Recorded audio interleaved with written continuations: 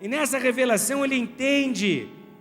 Deus está dizendo: se apartares o precioso do vil. Repete mais uma vez: se apartares o precioso do vil. Se apartares o precioso do vil, serás minha boca. Opa, então peraí. Nesse momento ele não estava sendo boca de Deus, mas ele era profeta, mas ele havia sido enviado às nações, mas ele havia sido comissionado. Mas nesse exato momento Deus está dizendo que havia uma condição para ele ser boca de Deus. Então ele não era, nessa hora, ele não estava sendo boca de Deus. E por quê? Se apartares o precioso do vil.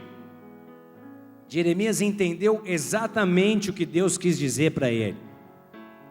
Quando Deus está falando sobre apartar o precioso do vil, isso tem a ver com metal. Porque se você volta no livro de Jeremias, 9 capítulos, você chega em Jeremias 6, e no verso 27 até 30, Jeremias é declarado por Deus um testador de metais. Repete: um testador de metais. Diz assim o texto: qual acrisolador te estabeleci entre o meu povo? Todos eles são os mais rebeldes e andam espalhando calúnias. O fole bufa, só chumbo resulta de seu fogo. Prata de refúgio os chamarão, porque o Senhor os refugou. Queridos, acrisolador é alguém que testa se um metal é mesmo genuíno, se é ouro, se é prata, se é um metal nobre, precioso, ou se é escória, ou se não tem valor, ou se é vil. E Jeremias foi chamado por Deus para realizar esse teste com Judá. A função de Jeremias como profeta é saber se aquele povo ali era ouro, era prata, era precioso, ou era escória, ou era metal sem valor. E o que ele constata é que não havia entre eles nada de verdadeiro. Então a função daquele profeta até aqui era levar aquelas pessoas ao arrependimento. Então antigamente, pensa num processo em que a prata era colocada num recipiente com chumbo, e quando esse recipiente era aquecido, o chumbo oxidava e ele deixava a prata pura, a prata era purificada. Só que aqui, no caso de Jeremias, quando ele constata o tamanho da impureza de Judá, a prata era tão impura que o chumbo não conseguia retirar as ligas, que o chumbo não conseguia tirar a impureza da prata. Então, por mais que houvesse fogo de profecia, por mais que houvesse revelação, por mais que houvesse pregação, o resultado era inalterado. Aquele povo não queria mudar e não mudava, ponto. Uma prata refugada era a sentença de Deus para o povo, tão cheia de escória, que foi classificada como uma prata de má qualidade, irrecuperável. Então o profeta, que antes era aquele que media a qualidade da prata do povo, nesse momento ele mesmo estava precisando ser provado. Nesse momento o testador de metais precisava ser testado. Nesse momento aquele que pregava e ensinava sobre arrependimento estava precisando se arrepender. E se arrepender do quê? A palavra diz separar o precioso do vil. O caminho dado por Deus era: Jeremias, separe o precioso do vil. Separar o precioso do vil, igreja, sinaliza aparentemente o comportamento de um indivíduo que mostra uma extrema santidade, uma extrema pureza na igreja e um comportamento quase devasso fora da igreja. É o vil e o precioso misturados. É o vil e o precioso na mesma vasilha. ele alterna entre momentos de santificação, de santidade, de adoração, de consagração a Deus e momentos de extrema irreverência e insensibilidade a Deus. Só que o fato aqui é que Deus não suporta misturas. Declara em voz alta: Deus não suporta misturas. E o sincretismo sempre foi a causa e a porta de entrada para a tolerância ao pecado. Todas as vezes que houve mistura, todas as vezes que houve sincretismo, a consequência foi pecado, a consequência foi o coração de Deus sendo ferido, e sempre a tolerância ao pecado chamou juízo de Deus sobre o povo. Se você ler a tua Bíblia, você vai descobrir que Acabe foi tolerante a Jezabel. Então Acabe era um rei que amava a Deus como você ama a Deus, mas ele se casou com uma mulher de um outro povo, e essa mulher estranha começou a trazer os seus deuses para dentro de Israel, e Acabe foi falando: mas isso não é nada demais, é a fé dela, é assim que ela acredita, é como ela leva a vida, deixa o deusinho dela aí, não tem problema. E o que começou pequenininho, com uma levíssima contaminação, daqui a pouco estava dominando completamente o reino. Esses postos ídolos chegaram a estar dentro do templo do Deus vivo. Qual foi o erro de Salomão? Exatamente o mesmo.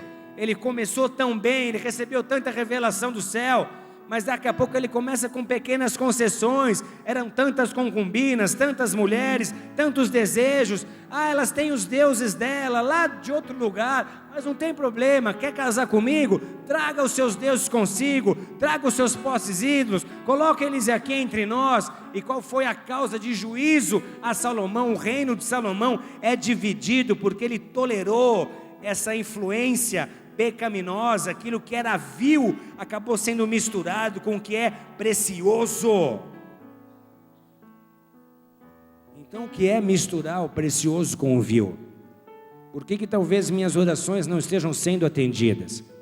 Por que talvez minhas orações não passem do teto? Por que talvez eu esteja vivendo essa dificuldade que parece não acabar mais, parece não ter fim?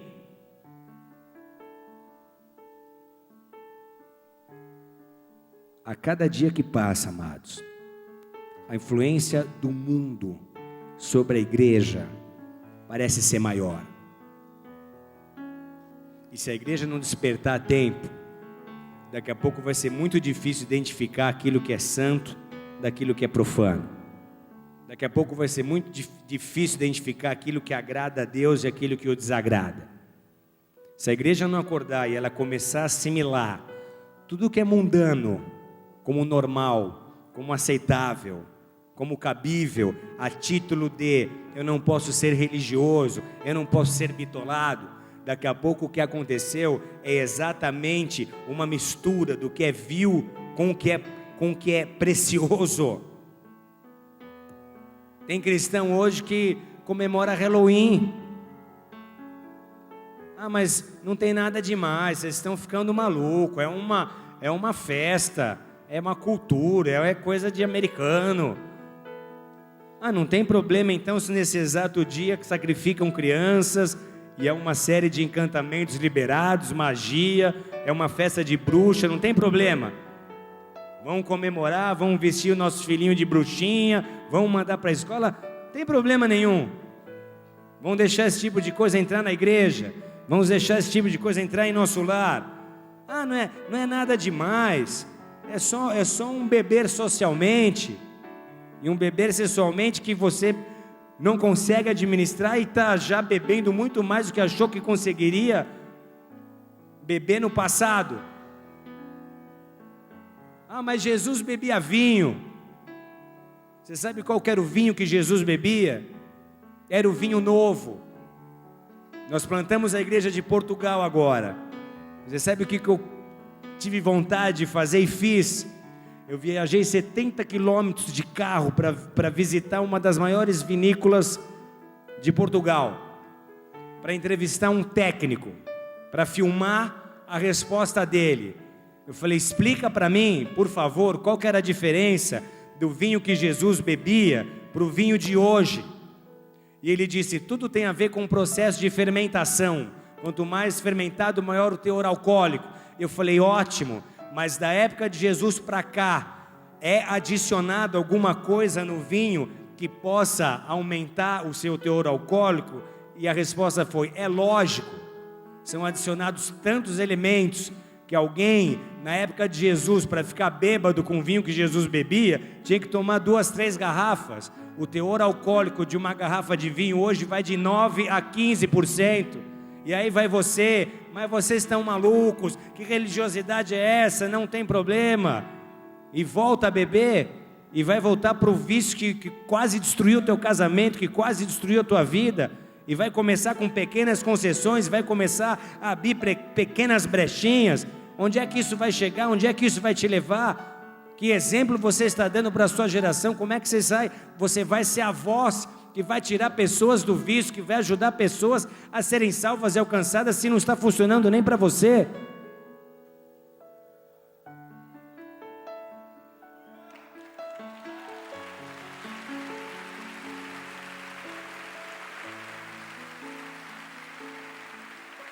Não, mas espera aí, não é bem assim. Que radicalidade é essa? Nós estamos no ano 2013. Você é adulto, eu sou adulto, a gente se ama, tem amor. O que é isso? Não vai rolar só de selinho e mão dada. E aí você vai abrindo concessões, aí você vai se entregando. Tua vontade de ter alguém do teu lado vai te levar a negociar os seus valores e andar em fornicação. Porque o nome é esse, sexo antes do casamento é fornicação.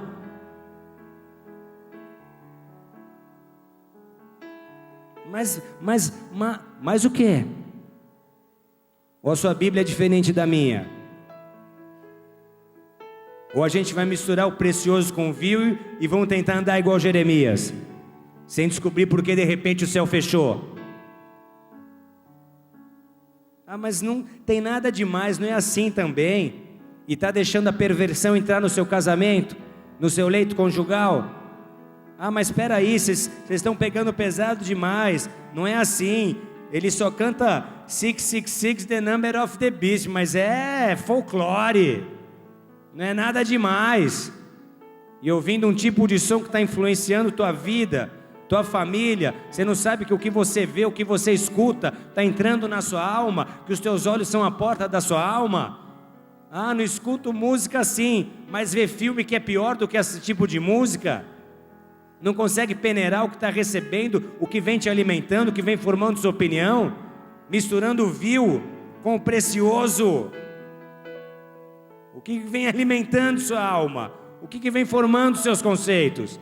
Onde é que está a igreja que vai se posicionar nessa hora? Onde é que está a igreja que vai tomar posição? Você é uma geração que Deus separou, que Deus escolheu. Você é a pessoa que tem que dizer o que Jeremias dizia. Você é aquele que Deus chamou para deixar claro: eu tenho uma posição com Deus, eu tenho meus valores, eu tenho a minha fé, eu tenho a minha crença. Se eu tiver que andar sozinho e sentar sozinho, eu sento sozinho, mas eu não vou mudar de ideia, porque o mundo está mudando. O mundo vai mudar sempre. O pecado vai ser cada vez mais normal para o mundo, mas não para você, mas não para aquele que crê.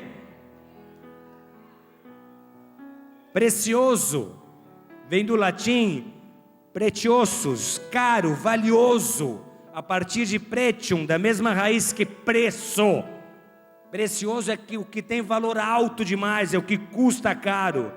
Agora, vil também vem do latim vilis, e significa pouco preço, barato, e no sentido moral significa desprezível. Uma pessoa vil vale muito pouco, porque ela mesma não se dá valor. Jeremias, como é que vai misturar o vil com o precioso? Amados, o Espírito Santo de Deus é puro. Ah, mas a igreja muda, a sociedade mudou, se modernizou. De 5 anos você vai ver a sociedade se modernizando. Aquilo que era absurdo há 20 anos, hoje já não é, para o mundo, mas não para você. Porque você não vive pelo que a tua cultura diz, você vive porque está escrito na Bíblia Sagrada. Amém? O que dita a tua forma de pensar e viver é a Escritura Sagrada, não é a cultura.